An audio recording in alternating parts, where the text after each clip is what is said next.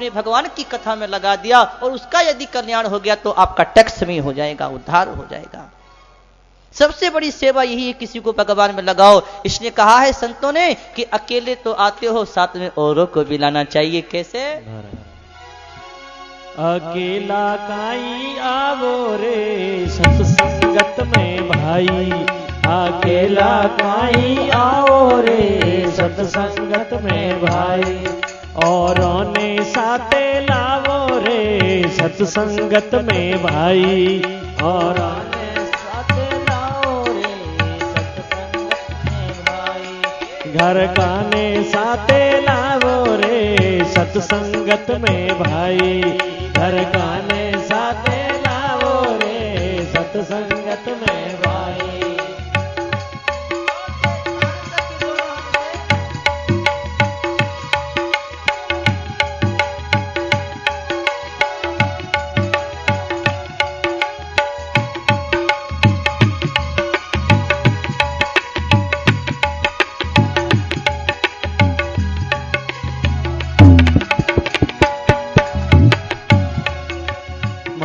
पिता भाई ने लावो लावो चाची ताई, मात पिता भाई ने लावो लावो चाची ताई, हर बेटा और बहू ने लावो बेटी संग जमाई, हर बेटा संग बहू ने लावो बेटी संग जवाई, अकेला काई आवो रे सत्संगत में भाई, अकेला काई आओ रे सत्संगत में भाई, औरों ने साथे लावो रे सत्संगत में भाई, औरों ने साथे लाओ रे सत्संगत में भाई।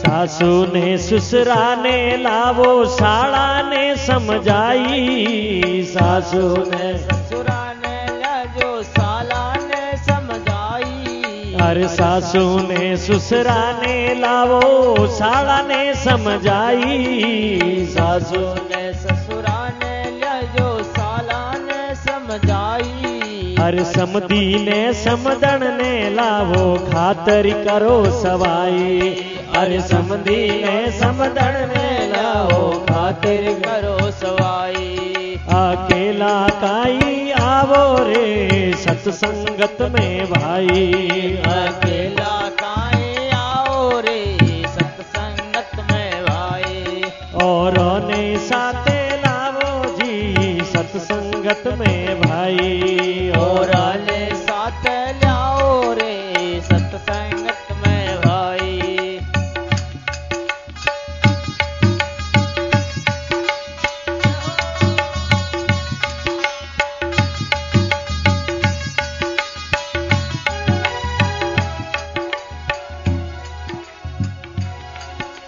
जाति ने न्याति ने लावो लावो घर को नाई, जाति ने न्याति ने लाओ लाओ घर को नाई, अरे बहन भाणजी भुआ ने लावो बाटो आज बधाई, बहन भाणजी भुआ ने लाओ बाटो आज बधाई, अकेला काई आवो रे सत्संगत में भाई, अकेला काई आवो रे सत्संगत में भाई, औरों ने साथे लावो जी सत्संगत में भाई, औरों ने साथे लाओ रे सत्संगत में भाई, बैरी ने दुश्मनी ने लावो दीजो बैर हटाई, बैरी ने दुश्मनी ने लाओ दीजो बैर हटाई,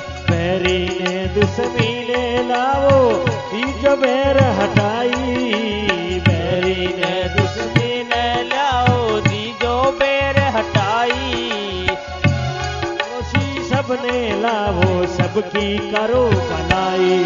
अरे आस पड़ोसी सबने लाओ सबके करो भलाई। अकेला काई आवो रे सत्संगत में भाई। अकेला काहे आओ रे सत्संगत में भाई। घर काने साथे लावो रे सत्संगत में भाई।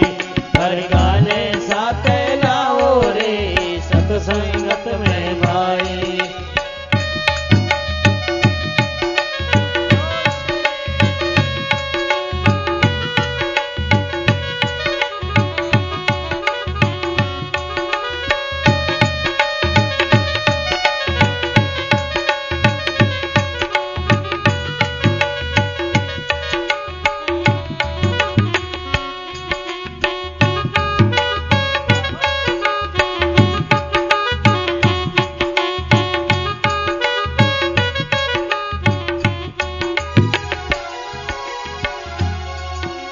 गाँव शहर की गली गली में हेलो दो फिरवाई।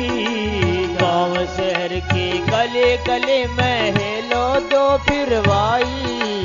ऋषिकेश की गली गली में हेलो दो फिरवाई। ऋषिकेश की गली गली में हेलो दो फिरवाई। अरे परमेश्वर ने अपनो मानो आई खरी कमाई। अरे परमेश्वर ने अपना मानो आई बड़ी कमाई। अकेला काई आवो रे सत्संगत में भाई। अकेला काई आओ रे सत्संगत में सगड़ा ने साथे लावो रे सत्संगत में भाई। अकेला ने साथ लाओ रे सत्संगत में भाई। अकेला ऐसे आओ रे सत्संगत में भाई। अकेला काई आओ रे सत्संगत में भाई। बोलिए आनंद कंद भगवान भगवान की जय हो। अकेला काहे आओ रे सत्संगत में भाई। औरा ने साथे लाओ रे सत्संगत में भाई। सबको लाओ और लाओ और लाओ सबको लाओ। लेकिन एक बात है कि लाओ तो और आओ तो, लेकिन सुनो भी तो। केवल हम रोटी खाने नहीं आए हैं, सोने भी नहीं आए हैं, यहां सत्संग करने आए हैं। जब सत्संग करने आए तो सत्संग में बैठो, घूमो फिरो क्यों। यानी जगह तो बाहर बैठ जाओ, पंडाल बाहर भी लगी है।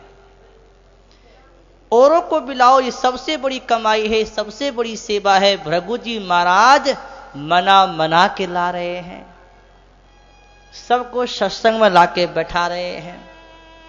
एक और माताएं, एक और भाई लोग, सबसे आगे संत, उनके आगे नारद जी, और बैठ गए सनकादि कथा कहने के लिए। कथा से पहले भागवत की पूजा हुई।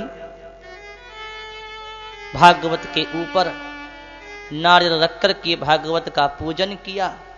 और महाराज जैसे ही उस आनंदधाम की घाट पर भागवत का पूजन होने लगा तो आकाश में देवता आकर के जोर से दंडबियां बजा रहे हैं, फूलों की वर्षा जयकार कर रहे हैं। बोलिए भागवत महापुराण की जय। भागवत महापुराण की जय। ऋषि मुनि महात्मा सब कथा सुनने चले आए। भागवत का पूजन हुआ। सनकादि महाराज भागवत का महात्म्य वर्णन करने लगे। और भागवत का महात्म्य वर्णन करते हुए सनकादि कहते हैं कि यस्सी श्रवण मात्रेण मुक्ति करतले स्थित है। कहते हैं कि भागवत के सुनने मात्र से मुक्ति हाथ में आ जाती है। क्या मुक्ति कोई वस्तु है जो हाथ में आ जाती है? मतलब हाथ का यह है कि जैसे आप लोग कहते हैं राजनीति में, अरे भाई ये नेता तो मेरे बात बहुत मानता है, जो चाहे सो करा लूं, मेरी मुट्ठी में है। और मुट्ठी में तो है लेकिन बात तो है, जब चाहे जो काम करा लूं। ऐसे ही जो भागवत की कथा सुनता है उसकी मुक्ति मुट्ठी में आ जाती है जब चाहे सो कल्याण कर ले। और कहते हैं कि भागवत की कथा कैसी है कि सदा सेव्या श्रीमद् भागवती कथा यस्या श्रवण मात्र हरिचित्तम समार्षयेत्। ये नहीं कि भागवत की कथा हमने यहां सुन ली तो अब आगे नहीं सुनेंगे। सदा सेव्या रोजाना डेली नित्यपति भागवत का श्रवण करना चाहिए। अपने घर में बैठकर भी भागवत का पाठ करना चाहिए। आधा घंटा, पौन घंटा, 10 मिनट, एक पेज भले ही पढ़ो, लेकिन रोज पढ़ो। रोज भागवत का सेवन करना चाहिए। जब हृदय में भागवत सुनने का भाव होता है तो भगवान हृदय में आके बैठ जाते हैं। अब देख लो, सबके हृदय में भगवान बैठे हैं। एक आनंद के रूप में, एक उत्साह के रूप में भगवान सबके हृदय में है। और कहते हैं कि भागवत ऐसी है कि जिसके घर में एक बार भागवत की कथा हो जाए वो घर तीर्थ हो जाता है, तीर्थ पवित्र हो जाता है। और कहते हैं कि हजारों अश्वमेध, सैकड़ों वाजपेयी यज्ञ और बड़े बड़े कर्म भी इस भागवत का बराबरी नहीं कर सकते। गया, काशी, पुष्कर, गंगा, प्रयाग आदि कोई भी तीर्थ भागवत श्रवण से बढ़कर नहीं है। सबसे बढ़कर भागवत को माना है। ऐसी सुंदर बात बताई। कहते हैं जो पुरुष अंत समय, मरते समय भागवत का एक वाक्य भी सुन ले तो उसका कल्याण हो जाता है। अंतमति सोगति। अगर मरते और कान में भागवत का एक शब्द भी पड़ जाए, एक वाक्य भी पड़ जाए तो कल्याण हो जाए। घर में कोई मर जाता है, पड़ोस में कोई मर जाता है तो लोग क्या करते हैं? रोते हैं, हाय रे मर गया, हाय रे मर गया। मर गया तो मर गया, रोते क्यों? मरने वाला ही मर गया, ना मरने वाला तो कभी मरेगा ही नहीं। शरीर ही मरता है, आत्मा तो मर नहीं सकता। बालकपना मरा, जवानी मरी तो बुढ़ापा मर गया। क्या नई बात हो गई? लेकिन रोते हैं। क्यों रोते? अज्ञान है, मोह है। और आप उसके लिए रोते हो तो जितने आंखों से आंसू बहाते हो उतने आंसू उस आत्मा को पीने पड़ते हैं। इसमें मरने वाले के रो मत। क्या करो कि उसकी लिए गीता का पाठ करो, रामायण का पाठ करो, उसके पास में बैठकर भगवान के नाम का कीर्तन करो। जितना आप कीर्तन करोगे उतनी ही उस आत्मा को शांति मिलेगी, उसकी सद्गति होगी, उसका कल्याण होगा। इसलिए भाई सबको अपने घर में भागवत का पाठ करना चाहिए और खूब उसका पाठ करे। मरते समय भी अगर भागवत का एक वाक्य भी कान में पड़ जाए तो उसका कल्याण होता है। जो पुरुष भागवत को सोने के सिंहासन पे रख करके और दान करता है उसको सायुज्य मुक्ति की प्राप्ति होती है। और एक बड़ी बात कह रहे हैं, मानो संत गाली दे रहे हैं। संतों की गाली भी अच्छी होती है। और क्या कह रहे हैं कि जिस दुष्ट ने सारी आयु ऐसे ही व्यतीत कर दी और भगवान की कथा थोड़ी सी भी नहीं सुनी, उसने तो अपना जीवन गधे और चंडाल के समान व्यतीत किया है। वो जीता हुआ मुर्दा है, वो अपनी माता को प्रसव की पीड़ा देने वाला है जो भागवत कथा का श्रवण नहीं करता। इंसान बहु मिनख वो है जो उठ करके भगवत का पाठ करे, भगवान की कथा सुने, परमात्मा का नाम ले। कहते हैं जब करोड़ों जन्मों का पुण्य उदय होता है तभी भागवत की कथा प्राप्त होती है। जो फल श्रवण में, सावन में सुनने से प्राप्त होता है वही फल 7 दिन की भागवत की कथा सुनने से प्राप्त होता है। इस 7 दिन का नियम क्यों रखा गया है? इसलिए रखा है कि 12 महीना कौन नियम ले सकता है। आज के लोग ऐसे भोगी विलासी हो गए हैं कि नियम नेम लेना बड़ा मुश्किल हो गया है। तो इसलिए कम से कम 7 दिन तो नेम नियम से सप्ताह श्रवण भागवत को रखा है कि 7 दिन भी अगर भागवत की कथा नेम नियम से सुन लोगे तो बड़ा लाभ होगा, बड़ा पुण्य होगा, कल्याण हो जाएगा। कहते हैं सप्ताह श्रवण की बड़ी महिमा है। जो फल तप से, योग समाधि से प्राप्त नहीं हो सकता वो भागवत की सप्ताह श्रवण से प्राप्त होता है। सप्ताह श्रवण यज्ञ से बढ़कर है, तप से बढ़कर है, योग से बढ़कर है, व्रत से बढ़कर है, तीर्थ सेवन से बढ़कर भागवत की कथा का सुनना है। यहां तक कि इस भागवत की ऐसी महिमा है कि योग और ध्यान और ज्ञान से बढ़कर की भागवत की कथा है। और कहते हैं इसकी अपार महिमा है। ऐसी महिमा जब बताई तो शौनक जी ने प्रश्न किया, महाराज इस भागवत की इतनी महिमा कैसे हो गई, क्यों हो गई? सप्ताह श्रवण यज्ञ से बढ़कर कैसे हो गया, ध्यान और ज्ञान से बढ़कर कैसे हो गया, इसकी इतनी महिमा क्यों है? आप कृपा करके बताइए।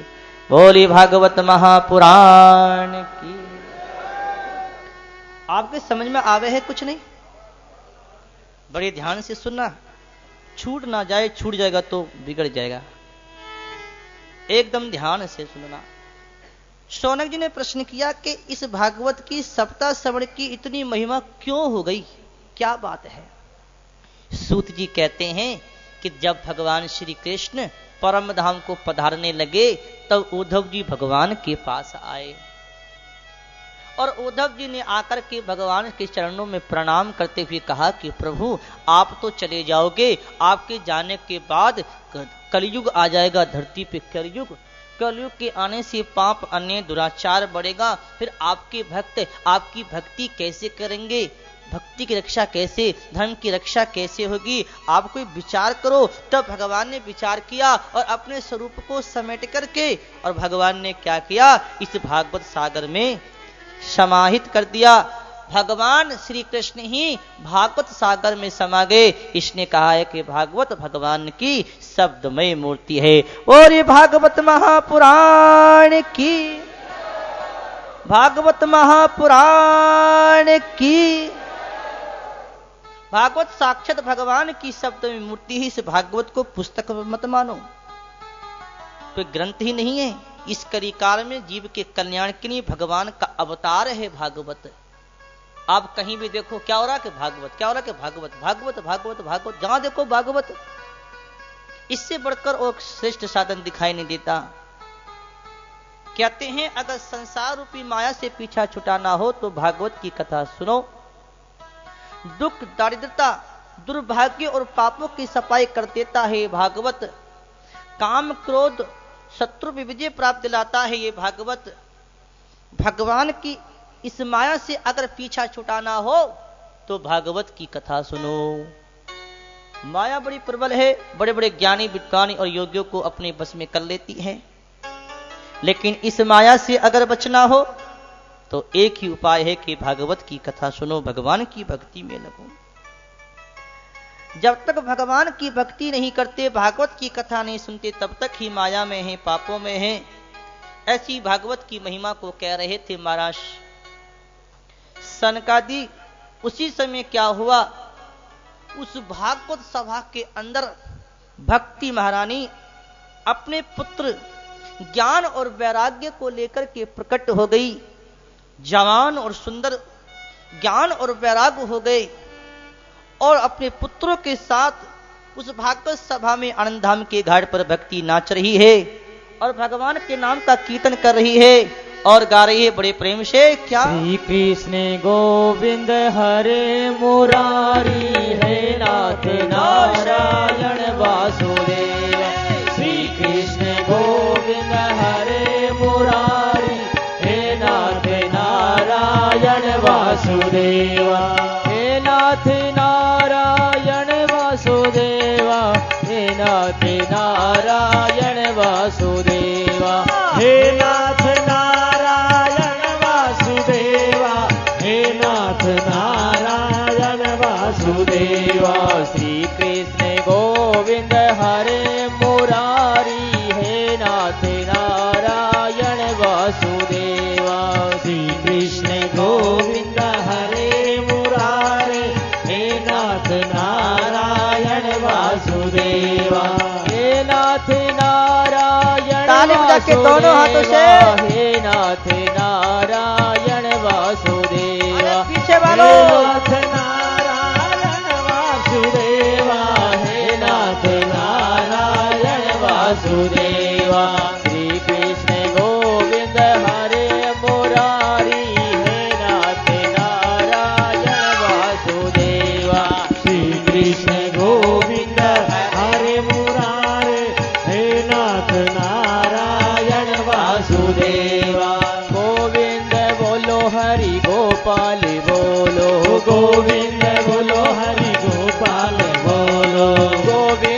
बोलो हरि गोपाली बोलो गोविंद बोलो हरि गोपाल बोलो गोविंद बोलो हरि गोपाली बोलो गोविंद बोलो गोपाल बोलो गोविंद बोलो हरि गोपाली बोलो गोविंद बोलो हरि गोपाल बोलो राधा रमण हरि गोविंद बोलो राधा रमण हरि गोविंद बोलो गोविंद बोलो हरि गोपाल बोलो गोविंद बोलो हरि गोपाल बोलो गोविंद बोलो हरि गोपाल बोलो गोविंद बोलो हरि गोपाल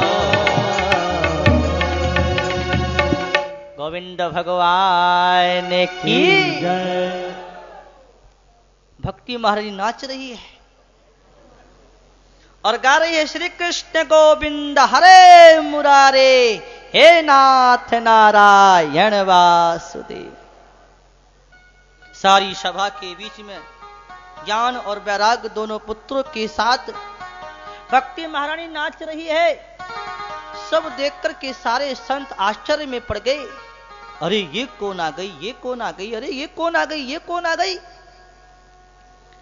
सनकादि ने कहा, अरे ऋषियों महात्माओं, कोई और नहीं आ गई, अभी अभी भक्ति भागवत कथा के अर्थों से प्रकट ये भक्ति महारानी है। इसके पुत्र ज्ञान और वैराग्य हैं। तब तो सबने देखकर आनंद मनाया कि भक्ति पधार गई। बावी भागवत की कथा की तो बड़ी महिमा है कि कथा से भक्ति पधार गई। ज्ञान और वैराग्य पुत्रों के साथ बड़ा आनंद हो गया, चारों ओर आनंद छा गया।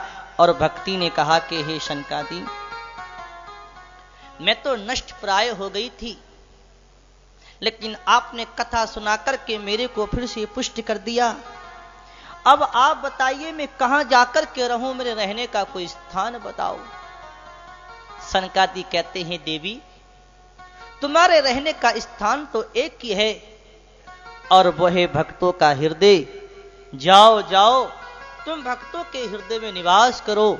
ऐसे सनकादि ने कहा। सस कहते ही ज्ञान और वैराग्य दोनों पुत्रों को साथ लेकर के भक्ति महारानी और जितने भी वहां कथा सुनने के लिए भक्त लोग आए हुए थे, सबके हृदय में समा गई और सबका हृदय भक्ति से भर गया, आनंद छा गया, चारों ओर जय जयकार होने लगी। बोलिए भक्त वत्सल भगवान की जय। भक्त वत्सल भगवान की जय। हृदय में भक्ति का वास हुआ, चारों ओर आनंद छा गया। जिनके हृदय में भगवान की भक्ति निवास करती है, वो संसार में अत्यंत निर्धन होने पर भी सबसे बड़े धनवान हैं। धनवान कौन है? कबीरा सब जग निर्धना, धनवंता नहीं कोई, धनवंता सोही जानिए, जाके राम नाम धन होई। कबीर साहब कहते हैं कि सारा संसार निर्धन है, कोई धनवान है ही नहीं, सब निर्धन है, सब गरीब है। धनवान कौन है? कि जिसके पास में राम नाम की पूंजी है वही धनवान है। परमात्मा का नाम जिसके पास है वो धनवान है, वही सबसे बड़ा धनवान है। जिनके हृदय में भगवान की भक्ति है वही सबसे बड़ा धनवान है। कहते हैं कि भूलोक में भागवत साक्षात परमात्मा का श्री विग्रह है। इसके सुनने से सुनाने से दोनों को लाभ होता है, असाध्य कुछ नहीं रह जाता। ऐसी भागवत की महिमा कह रहे थे सनकादि। सूत जी कहते हैं कि उस महिमा को देखकर के भगवान से रहा नहीं गया और भगवान उस सभा को देखकर के आनंद हो गए, क्योंकि सबके हृदय में भक्ति का वास हो गया और जहां भक्ति होती है भगवान आते हैं। भगवान उस आनंद को देखकर के रहा नहीं गया, अपने वैकुंठ को छोड़ करके, और भगवान उस सभा में आकर के प्रकट हो गए। सारे देवता जोर से दुंदुबियां बजाए फूलों की बजकार करते हैं। और ये भागवत महापुराण की जय। सब फूल बरसा रहे हैं, आनंद मना रहे हैं। भगवान कितने सुंदर हैं, बहुत सुंदर है भगवान। 3 जगह से टेढ़े, गर्दन, कमर और टांगे टेढ़ी, हाथ में मुरली, मोर मुकुट पीला पीतंबर श्याम शरीर, ऐसा सुंदर वर्णन भगवान का, करोड़ों कामदेव की रूप माधि को भी लजाने वाला रूप भगवान का। ऐसे रूप के दर्शन सारे भक्तों ने करे और भक्तों ने दर्शन करके भगवान को देख के आनंद मनाया और देखते देखते भगवान वहां से अंतर ध्यान हो गए। कहां से? वो आनंद धाम के घाट की बात चल रही है। इसके बाद में सनकादि की बात को सुनकर के नारद जी बड़े हर्षित होते हैं और नारद जी कहते हैं कि हे सनकादि, ये तो बताओ इस भागवत कथा के सुनने से किस किस पापी का कल्याण हो जाता है, किस किस पापी का उद्धार होता है, आप कृपा करके बताइए। सनकादि कहते हैं कि हे नारद जी ध्यान से सुनो। जो लोग तरह तरह के पाप किया करते हैं, उल्टे मार्गों से चलते हैं, क्रोध की अग्नि से जलते हैं, कुटिल हैं, कुटिल, मन में कपट भरा हुआ है, कहते हैं कुछ और करते हैं कुछ और जहां भी जाएंगे कोई ना कोई कपट कर ही देंगे। जो कपटी हैं, कपट करना पाप है, किसी को धोखा देना पाप है, किसी को दुख देना पाप है। जो कुटिल हैं, कामना में लगे ये मिल जाए वो मिल जाए, ये हो जाए वो हो जाए, कामना करना बड़ो पाप है, बंधन है बहुत बड़ो। कामना ही तो पाप कराती है, वे कामना ही तो पाप कराती है। और जब पाप करता है तो आना जना नरक में जाता है, फिर आता है। काम के परायण हैं और क्रोध करते हैं, क्रोध करना भी पाप है, क्रोध नहीं करना चाहिए। कामना करोगे तो क्रोध आएगा, क्रोध करोगे तो पाप लगेगा। इसने काम नहीं मत करो, काम नहीं तो पाप कराती है, काम नहीं तो क्रोध देती है। जो काम के प्राण हैं, कुटिल हैं, काम प्राण क्रोधी हैं, परंतु इस कलयुग में ऐसे ऐसे क्रोधी और कामी, लोभी और लालची, कपटी, झूठ कपट बेईमानी करने वाले ये पापी भी अगर भागवत की कथा में आ जाए तो ये भागवत उनका भी कल्याण कर देती है। और एक बड़ी चौकी बात है, बताऊं, ध्यान से सुनियो। जो माता पिता, सास ससुर आदि की निंदा करते हैं, वेद की निंदा करते हैं, ब्राह्मण की निंदा करते हैं, यह भी बड़ा पाप है। लेकिन ऐसे ऐसे पापी भी श्रद्धा पूर्वक भाव से भगवान की कथा सुन ले तो उनका भी कल्याण है, उनके भी पाप कट जाते हैं। और कहते हैं कि 5 पाप महापाप हैं भैया, 5 पाप महापाप हैं। कौन कौन से? सबसे पहला पाप है मदिरा पान। मदिरा पान जानते कि नहीं? अच्छा, आप जानते हो, क्योंकि आपका तो नित्य कर्म है। बोलिए आनंद कंद भगवान की। मदिरा पान माने शराब का पीना। संतों ने तो बताया कि मरी गाय का मांस भले ही खाए लेकिन शराब ना पीना। शराब पीना तो मांस से ज्यादा बड़ा पाप है, क्योंकि जब शराब अंदर जाती है तो हमारे धर्म के जो अंकुर होते हैं उनको भून देती है, और वो धर्म के अंकुर ऐसे हो जाते हैं कि शराब पीने वाला आदमी कभी धर्म कर्म की अच्छी बात नहीं सोच सकता, क्योंकि उसके धर्म के जो संस्कार के जो अंकुर थे वो भून गए शराब से। जैसे भुना हुआ चना क्या कभी अंकुर दे सकता है? भुना हुआ चना अंकुर नहीं दे सकता। ऐसी भुने हुई संस्कार कभी अच्छी जगह लगाते नहीं है। शराब पीने से वो अंकुर भुन जाते हैं, जल जाते हैं।